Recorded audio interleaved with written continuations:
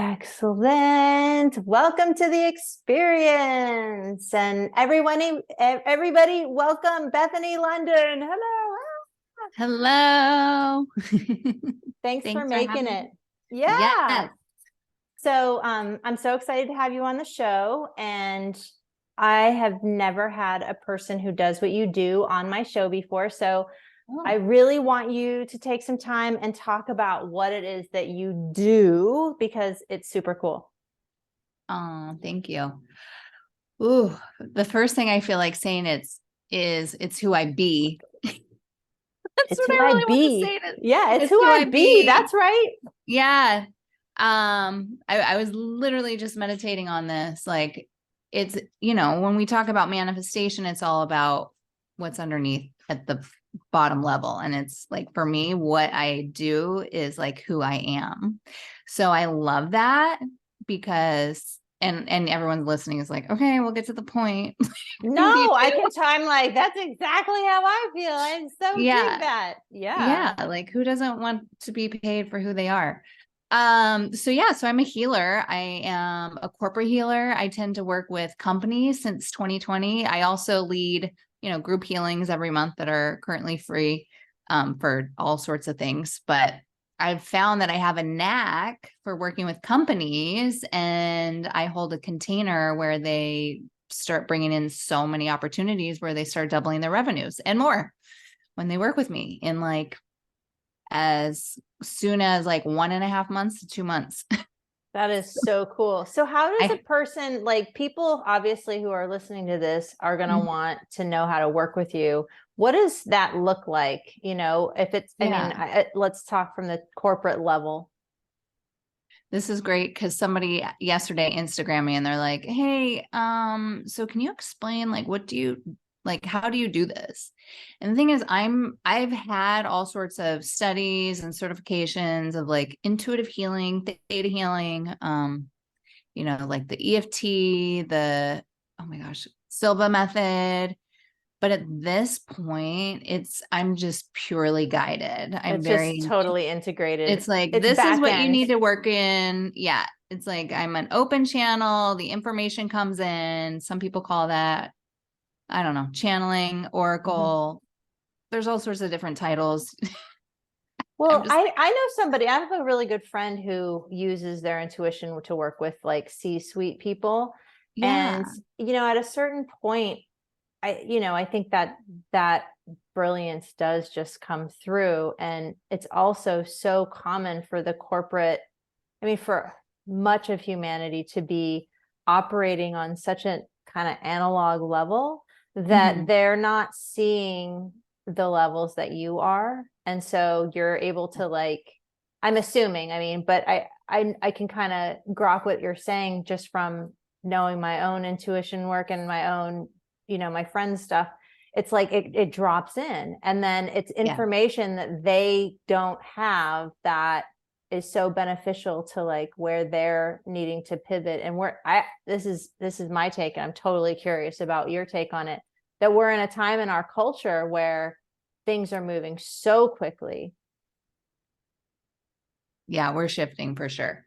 Well, what I would say about how like they are able to catapult in revenues is because of the healing aspect. So not only am I like intuitive and getting the guidance, I'm getting guidance initially on where we need to heal. And so I always use the comparison of feng shui, but people might not understand feng shui, but typically in feng shui, you want like a clean home.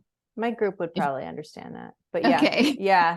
So you want a clean home because then you're making room for other stuff. If your home is full of clutter, then there's clutter in your life. It's like a reflection. So when I'm working, it's almost like I'm doing like some sort of feng shui to the body where I'm clearing out the stuff or trauma or past life stuff.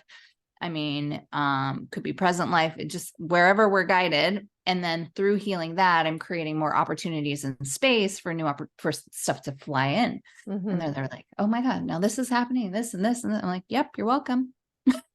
So do you work with individuals, or do you see the body of the like corporate entity? Do you work with the entity itself?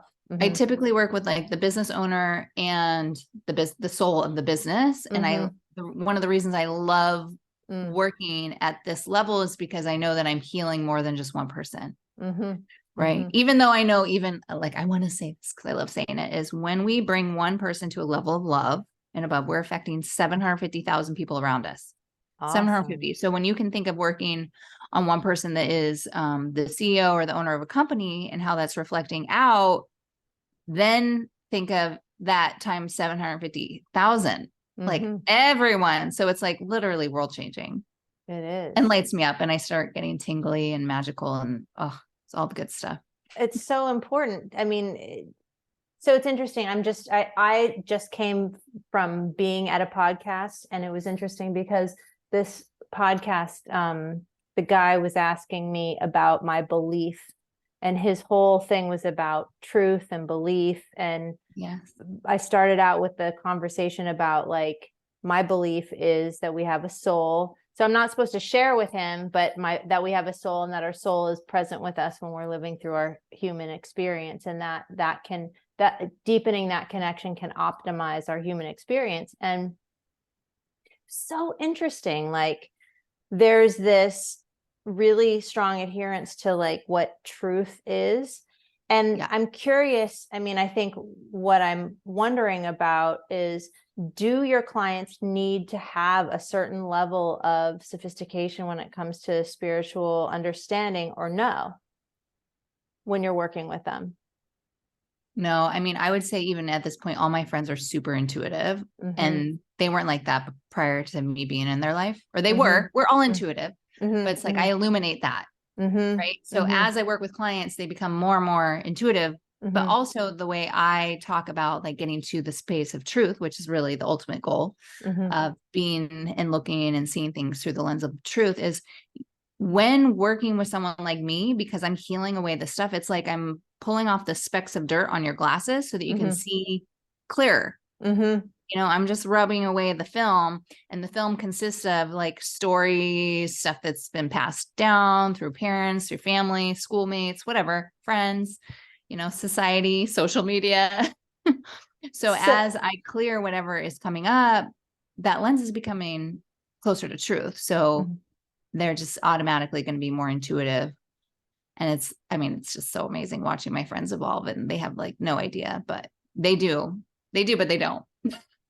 It's really interesting to see, because I'm sure. And so when you say truth, I'm thinking, to me, what I think of truth is like the higher truth, sort of like what the soul knows versus like what may or may not be going on in the human realm. So like, I don't feel like I'm beholden to, like if someone tells me, you know, how truth can be so subjective, right? In certain realms, like there's subjective truth. Like if you have a bazillion people and they witness the same event, they'll all be at that event, but their interpretation of that event is going to be million different perspectives. Right. And so truth, like we have these agreed upon truths in our reality, which is like, you know, this table, like there's manifest reality, but then there's also like, what is it that I'm experiencing? Like, what is like ineffable stuff, you know? Yeah. And I think what you're bringing is, you said the word magic. I think bringing an element of magic into the manifest world. Yeah. Yeah. And when you say manifest world, what are you talking about? 3D?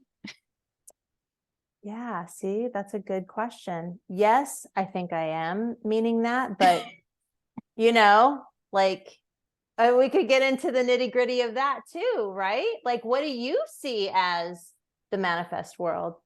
Maybe Well, I should be asking you. I've never used that term before. And that's another thing that's interesting in connecting with different healers. It's like everyone has all these different like Interpretations. lingos, like alchemy and da da da da. And I'm like, oh, what do you do? Oh, okay. So we do the same thing. So what is that when you hear term on it? What do you when I say or manifest world, what does that bring up for you? To me, it felt like 3D stuff. Like being in like creating and bringing stuff into our 3D experience. Yeah. Yeah. Versus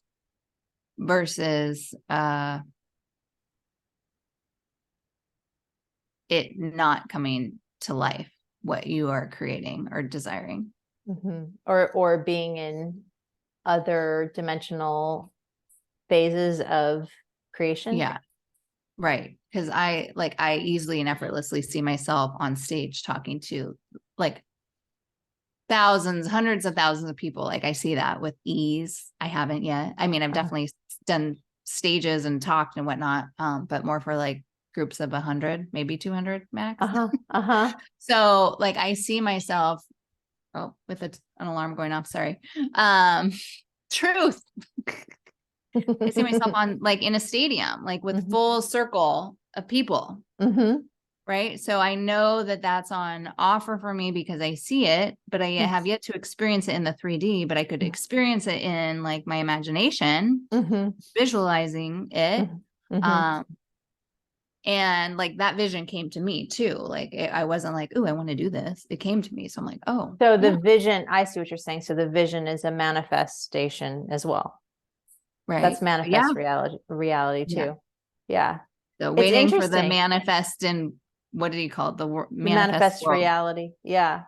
Well, it's interesting too. It's like, are we getting to the point in our consciousness where the only way that we'll really know what the other person is feeling or experiencing is to just be telepathic? Oh, totally.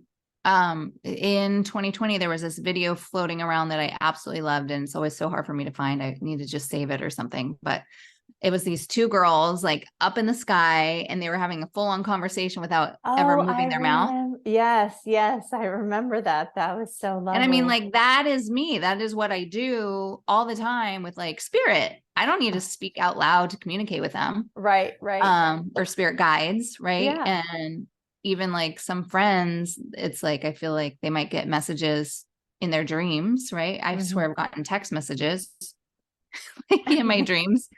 So it's like, that's awesome. We're communicating without our words all the time. And we do that obviously through body language and whatnot as well. But I know what my dog's saying to me when he looks at me. I can read. I can have a whole conversation with him.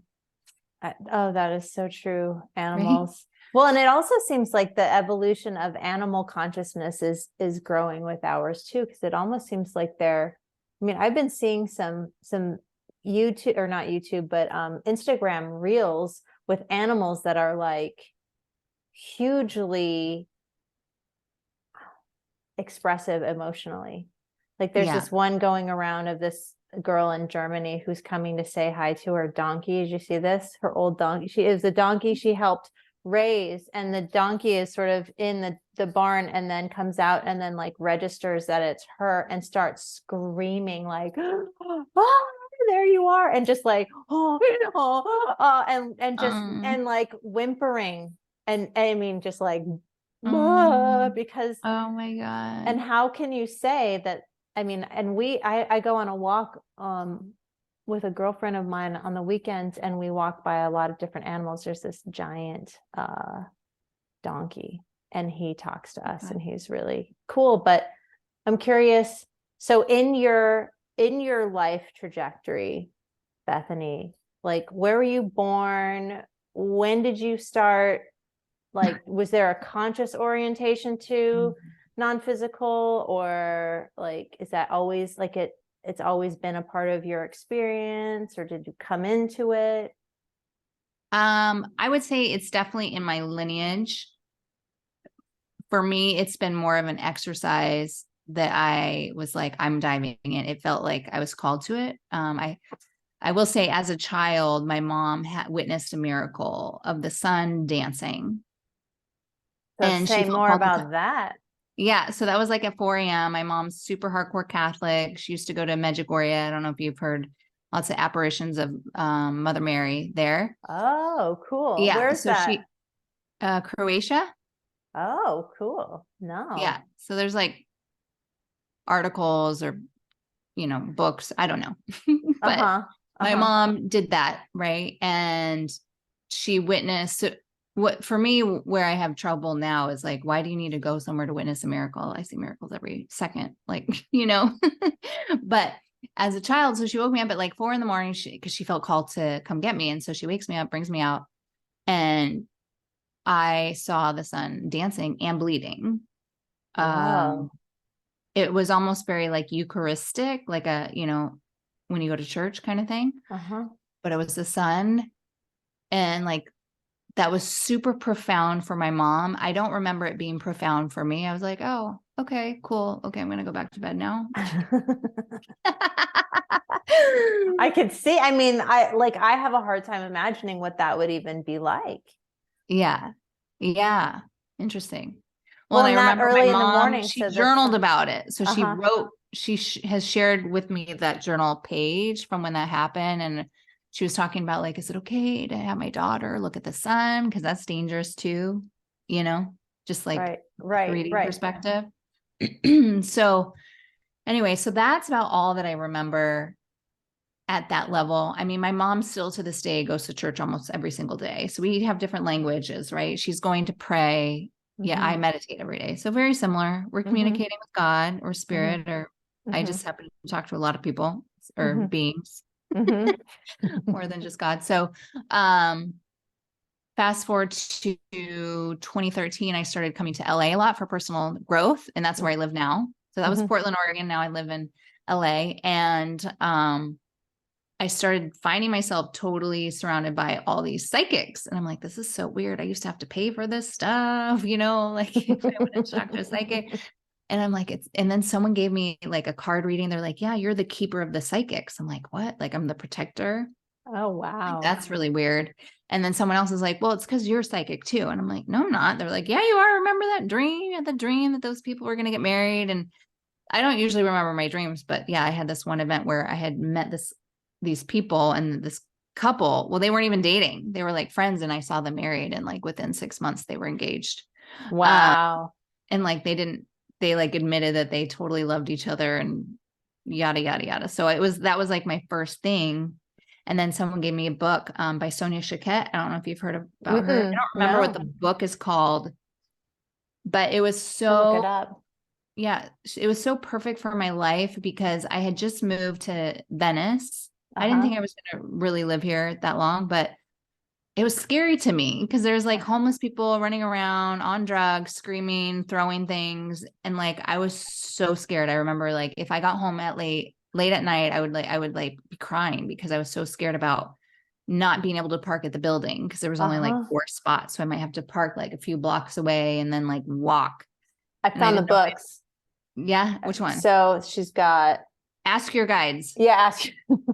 I'm like, it just came to me. There it is. Boom. Dropped in. So I love that book because it started opening me up to this knowing that, and not that I hadn't been taught this through the Catholicism of like, God is everywhere, like God is love, all that. Like, I like that aspect of that, but like God is in the trees. And so then all of a sudden in the spirits of the flowers, I'm walking through Venice and I just started feeling so protected. After reading that is so good. I bet I was like, oh my God, I'm so good. Hearing this Plants are everywhere. Yeah. Yeah.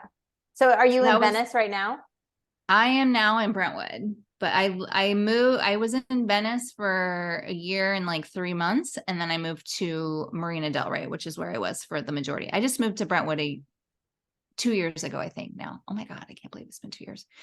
Time is like, I know Brentwood, there's it's a good walking. You can walk to a ton of stuff. Yes. And I love it here because there's so many more trees. And so I have that aspect. I love Portland, like the fall. It's like one of my favorites. Look at me in my fall colors. Like, I love the fall. There's just something so peaceful about it to me. So, I mean, I love all the seasons, let's be honest, but yeah, I love seeing the red trees and the trees changing colors. And I get that in Brentwood. Awesome. So you had this opening, let's say you were reading this book and you had this opening and it instantly started shifting for you. Yeah. Yeah. I just started feeling protected and safe. And, I think we all want to feel safe. Oh yeah. Well, especially having the experience that you were in just previously to that, prior to that. Mm-hmm. So what happens when a person moves so quickly into that space? Was there like an awareness? They were like, I got to do more of this. Yeah. Okay. It was like the door was open and I'm like, I started reading books on channeling. Next thing you know, I was channeling what's it called? Where they like take over your body and start speaking to you? Transmediumship. Is that what it's called? I don't even know. So I did that, and Mother Teresa came through. Oh, wow. Which was really interesting because a lot of people in the personal development group that I worked with, they would call me Mother Teresa for some reason. I don't really see I don't know where that comes from, but I'll take it. Well, maybe there's an energy. Is there so when Mother Mary, was it Mother Mary that was in Croatia that was showing up? Yeah. So is that a part, like, do you feel like there's like a family lineage or? Oh yeah, with my mom. I definitely connect to her, not as much, but I would consider her in my circle, my dream. I call it my dream team of spirits. So I'll see all the spirits like circling around me and we go into like council. Yeah. I have Which, by the way, what was it? Think or Grow Rich. He did that. And that book was written in like 1920s or something. I don't know. Yeah, it was a long time. Was it Napoleon Hill? Yeah. Thinking. Oh my gosh. Did you know about his other book that was recently released like in the 2000s? No. Oh my gosh, what is it? The Devil. It's something about the devil. It's not it's like not Conversations with God, but Conversations with the Devil. Yeah, something like that. So maybe I should just go Napoleon Hill books. And Outwitting the Devil. It's a must read. Outwitting the Devil. That sounds incredible. It's such a must read. Like I could not put that down. So what's interesting is that book actually came out before Think and Grow Rich, and they didn't want to publish it. Really? Because they thought he'd be like, crucified, for lack of a better word. So the devil seems, I mean, it's a great title. I feel like it's a really good title because it doesn't seem dark. It seems like how to outsmart the devil. In 2007. Like that's when they were finally willing to publish it. When was it written? Let me see. It's so good. It talks about raising children. 1938. Talks about so many things that are like that's when it was written, 1938. And it's got good ratings. Oh yeah. And it's a self-help. They call it a self-help. Yeah, it's so good. The Secret to Freedom and Success. That's a great title. I love it. I mean, because it's like it's almost like, because it's not dark. It's so like, it's like a spin on it. It's like, it's basically like Reclaim Your Light. Yeah. Oh, and I have to recommend. So how I read it. Oh, so this one says publication in 2020. So crazy. Whoa. No, I definitely read it before 2020. So it's on. You don't have to, but I encourage listening to the Audible version. Okay. Because what they do is they'll give a voice to the devil versus him. Oh, there's like distinction.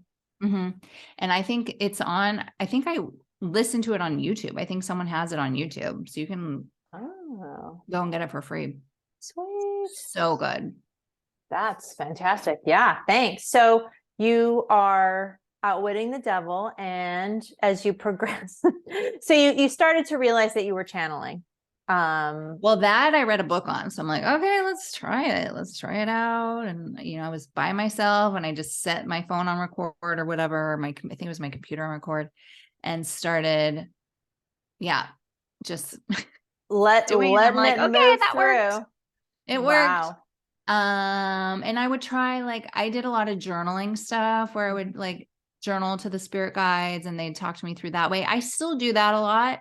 The information comes in, but it's like, I want to write it down. So I have that. But now, like, I wouldn't say now that I practice it in a way that like the spirit's taking over and just talking. It's more like they're telling me what to say and then I say it, you know, because there's different Right. ways of So, doing all this like stuff. Abraham Hicks, they Yeah. describe it as giving Esther blocks of thought, unconscious thought, and then her on an unconscious level finding the language for Yeah. it. Is that does that feel familiar or?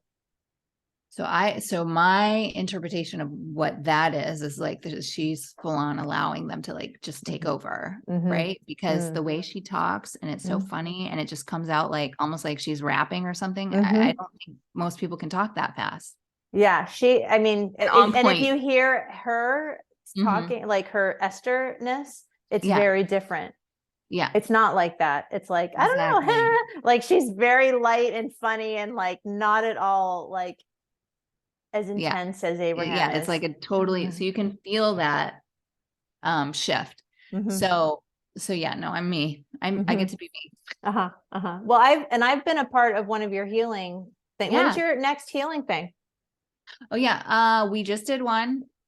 Oh darn, missed it. Hopping into the new version of you. Yeah. It was. How am I not actually, on your, like, do you do announcements? Yeah. Did you not get it? I must not have somehow signed up. It wasn't meant to be. Okay. Or check your spam. I just have to, spam? maybe I'll have to check. But so other people can connect with your group healing. You don't do it by yourself.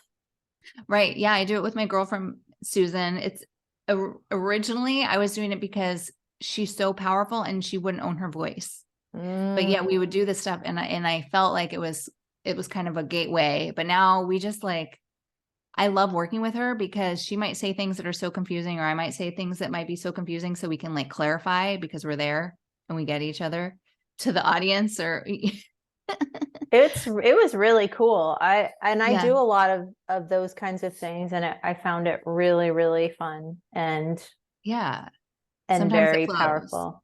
Because I've worked with other people and I'm like, okay, I feel like we're like talking over each other.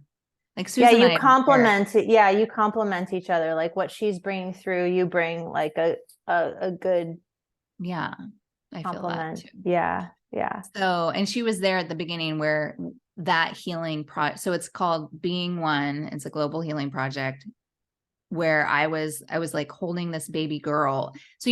So if you think about manifesting, a lot of times people are like, well, what's the fear on the other side once you have it manifested, right?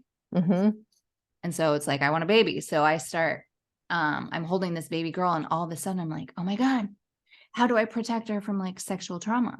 Not that I've had that in this lifetime.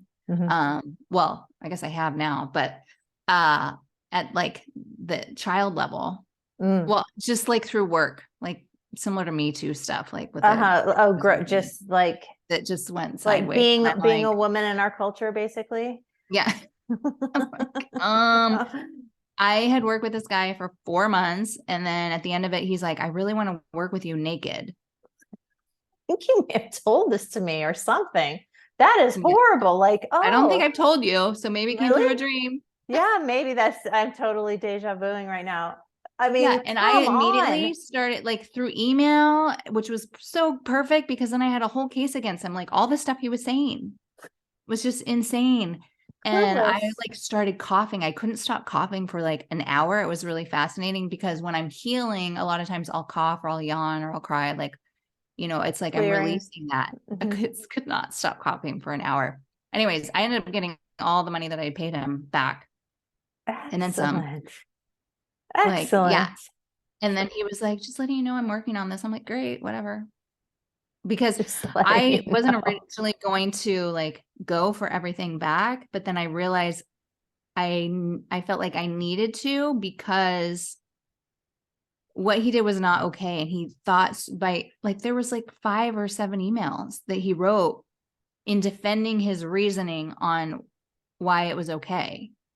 Just unbelievably totally building a case against yourself right now. Yeah.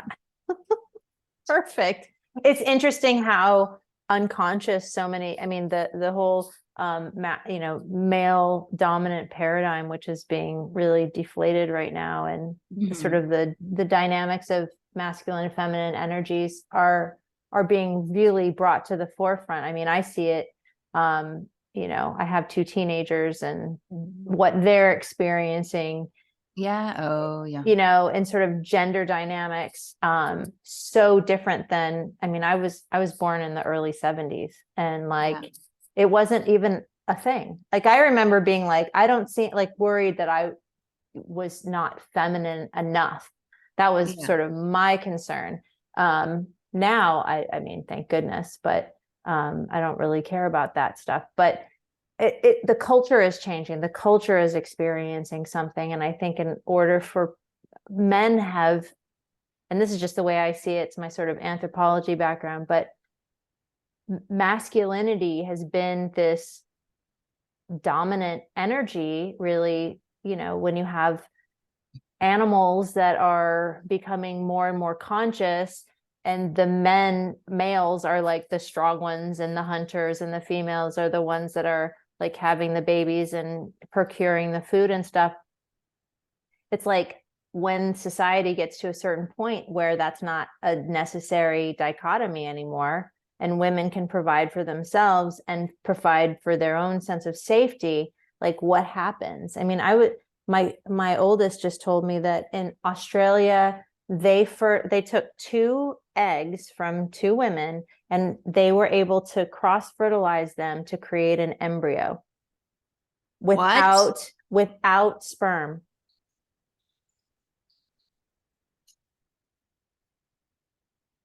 So then the question becomes like, what happens? Yeah. What happens in a culture where, I mean, and it doesn't mean that I don't love men. I'm married to a man. I love him. I do believe that there's an essential need for everyone. But what happens to a culture when there isn't I want to hear what happens with how this turns out. I think from that method of fertilization, you can only produce a female. Oh, okay. So 2 females make another female only. That's so crazy. I know. Let me see if I can find that. But yeah, I mean, consider the ramifications are sort of intense. Yeah. 2 eggs.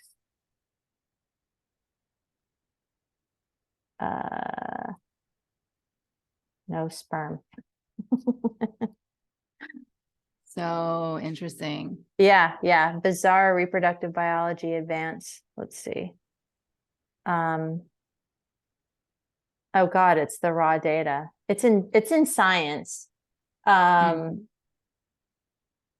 science, it's so there are mouse eggs. Oh, so, okay. Yeah, and it wasn't a human.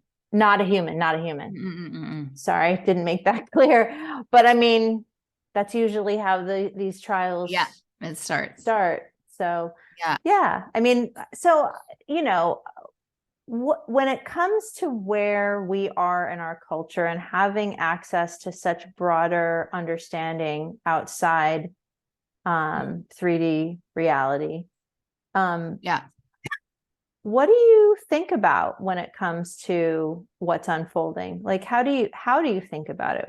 I think that might be really helpful for other people who are feeling like, you know, doom or gloom or overwhelmed, or like, it seems like there's definitely an uproar and uprising and all sorts of things happening. A lot of people have been talking about the Galactic Federation. I don't know if you know anything about that, but I haven't been paying. Oh, you've been channeling the Galactic Federation. Well, just one time. Cool. I'm like, okay, let's like see what's going on. So I channeled, and they were like, this is what I saw, like, get out.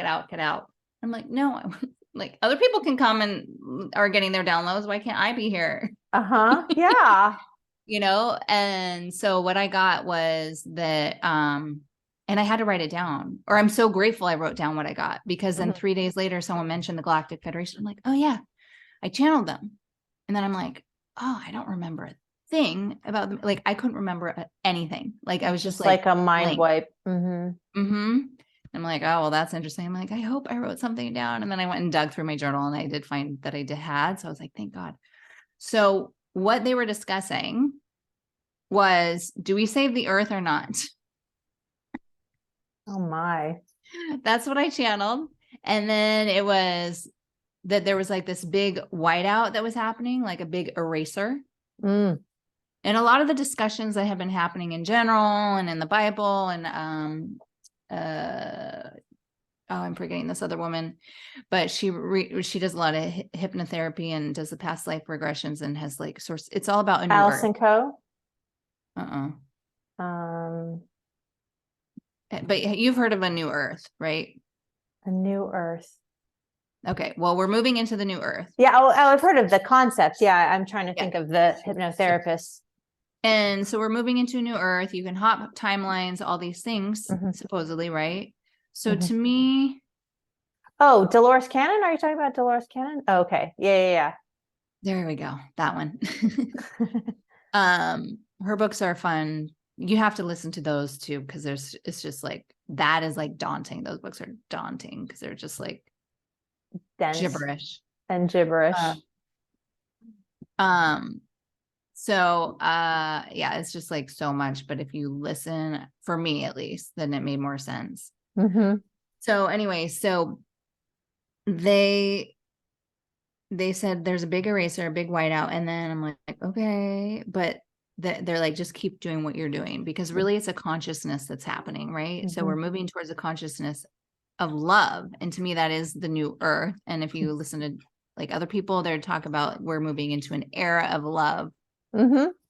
Right. Yeah. A lot of people aren't willing to go there and they don't believe it, and we're too woo-woo and too wacky doodle or whatever. So supposedly they might be left behind. I'm like, it's basically to me an experience of heaven on earth, and like experiencing it in the now, in the 3D. Yeah, I agree with the fact that we have that capacity. When I think of sort of what's unfolding personally, I wonder, I mean, this is a planet that's like, this celestial body. And then humans are having this experience of just evolving in the way that we do. I really try to stay, I mean, I don't do it successfully all the time, but I really try to stay out of a space of like, this is bad versus this is good. I do have a tendency to go down rabbit holes just because I'm so fascinated by like how certain things, like just sort of on, it's the archaeologist in me. I want to dig and just like, how did this happen and why? But then I can definitely tell that it kind of fucks with my head. But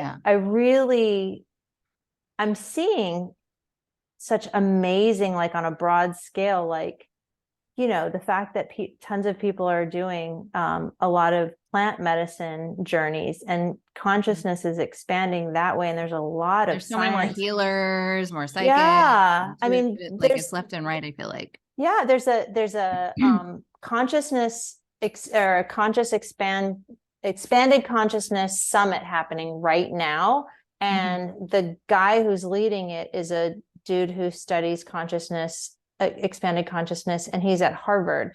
And I mean, there was never a position at Harvard, he's probably the first one, I'm like, good for him. Yeah, I know, like to make that happen. And there's all of this wonderful, like all of these people in the summit are like PhD level scientists that are doing deep research on the efficacy of these altered states of consciousness and breath work. And I'm not seeing a lot of hypnotherapy, but we'll see. Well, it's so funny. This is the 4th day in a row this has been brought up. So was it Monday? I think Monday or Tuesday, I was invited into this like manifestation circle thing. And I went for my friend because it was his birthday. And he was like, I want to manifest being able to have the funds to research, to like put all my focus into connecting with the aliens and communicating with them. Like he wants to research. And I'm like, yeah, I want a research project, because like Joe Dispenza, he's always doing research and having the science and the evidence to support his stuff, which is so great. So then he came up like the next day. And then I was talking to somebody yesterday, one of my other healer friends, and she's like, oh my gosh, yeah, I was just included in this research project. And they were doing proof of like, oh, I guess it's called a white paper when it's research impact. And they were doing it on these beds, these like beds that you lay on that are energetic. And then since she was around, they like did a session with her to see her. And like it the was effects like, that it had on her body, yeah, kind of a thing. it was like, I don't know what it was. What studying? Yeah, but it was like 93% was what they got with her. And the guy was like, I've done other healers or whatever before, and I've never seen above 50%. Wow. So I'm like, yeah, I'm like, I want that. I want that. There is like, a that's lot just for more my stuff. ego, though. Let's be honest. That's just for my ego. Well, but I mean, I want to be like, I know that what I do makes a huge difference. Well, I mean, but that, I mean, I guess when I see data, when I see verifiable data, to me, it says, okay, this is going to get people on board who were, perhaps they were intrigued, but they really learned through a lens that you can't participate in something that's like pseudoscience, right? So they may be intrigued or at the precipice or even having metaphysical experiences that they can't explain. Because I'll tell you, in my experience, do people come up to you and they're like, I just have no one to talk to about this, but this is going on and it has been going on for a long time. Like, people are having these awakening experiences, but they just don't know what to do about it. And so they shove it into the shadow. They're like, oh, I have to be in the closet about this. And then so there's more coming out about it, and people are like, that's language that I can actually resonate with. I feel like part of it is trusting and the faith that what I'm providing is going to support you. Yeah, I think trust is versus needing to have this blue external star validation. Yeah. Well, I would say that's an internal evolutionary step too, like away from victimhood, away from needing the world to tell you that you're okay, and like moving into like a sovereign space of like, oh, like I have access to everything that I need. Yeah. I mean, to me, that makes me totally hopeful. Like that, and where you're saying like we come full circle with like, I'm me and I do what I do and that's what I do.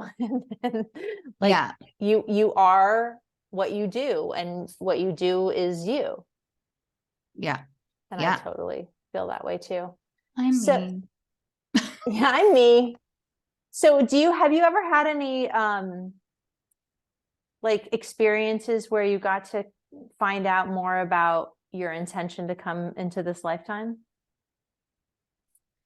I've come in with like purpose on that, and but I also teach that you can like clear that and then move on to the next one, like lens. Like if I came in to learn like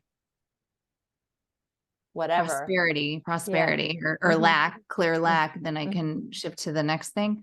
I think for me, what I get is eternal youth. And a constant thing around freedom, feeling free. Being free.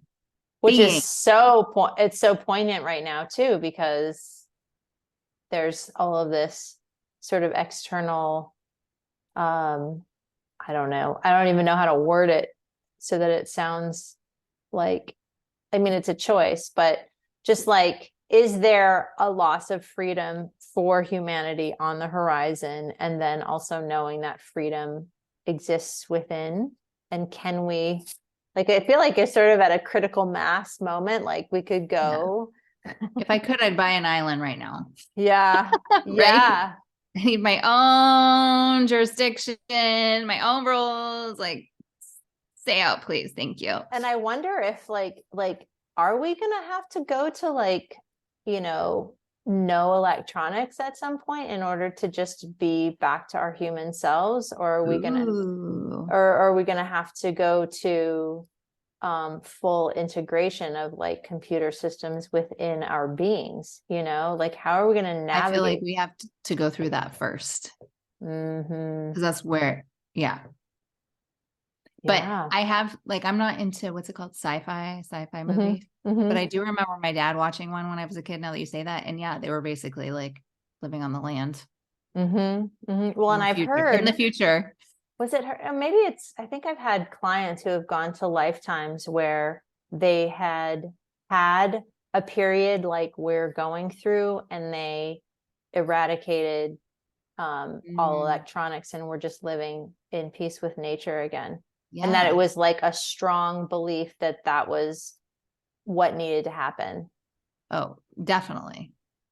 It would, I mean, to me, when people are like the AI thing, and I'm like, yeah, it's pretty crazy. And the only thing that, we wouldn't be able to do this. We would have to actually arrange visits and like gatherings. How would I get there? On foot? Horses? Back to horses. I love horses. Oh my God. This is also the 4th day horses are coming up. I need to go find a horse. So go find horses. Research and horses. Let's go. Well, I love it. Is there anything that you want to share before we close it up? Yeah. Okay. So yes, there was one thing I feel like we didn't fully, we went off on a tangent, which is so easily done when I'm talking, I feel like. Me too. Yeah, the two of us together. It's like, over here. So regarding, because I was talking about the manifestation of the fear on the other side of the manifestation and clearing that. So that's how the Being One project came about, because I'm like, I realized that I had all this fear of what would happen to the baby, right? So that may be blocking me from manifesting the family, right? And through that, like I did a healing on a client and like just the day before, and she's Ukraine and she has all these similar things that were happening in Ukraine, like to Ukrainians. I'm like, well, when we do our healing on you today, let's like also hold space that it's supporting Ukraine, you know, since she's gone through so much stuff, even though she lives in Canada.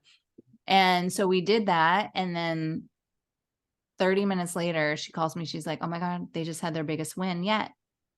And I'm like, did that happen after our session or did you just get the news? She's like, no, it happened after. Cause she's all like plugged in to all that. Right. That's her family. Yeah. And I was like, oh my God, not that it was me, but it could have been like whatever little aspect I had. Right. Well, how incredibly empowering.